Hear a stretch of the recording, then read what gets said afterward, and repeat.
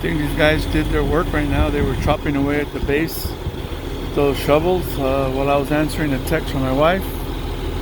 Didn't realize that these things would go down that deep. That's probably why they can take a lot of wind. And I don't know what this guy's doing. There's no way he can push that thing.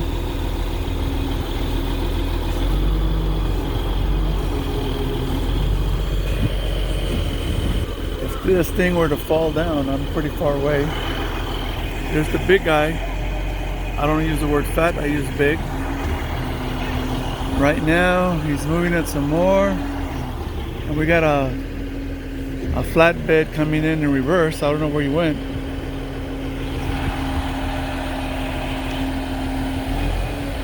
What happened to the flatbed? It's coming up?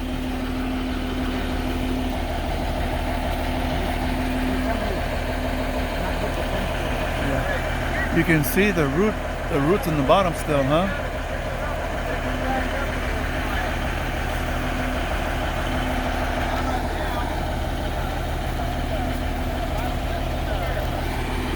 I think they're trying to spin.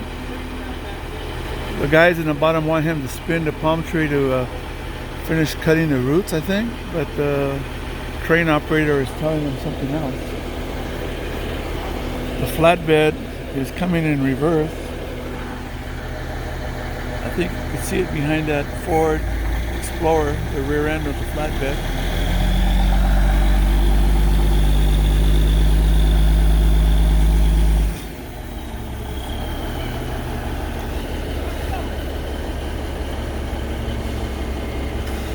They're gonna wrap, I think, the root ball. Oh, it just tore.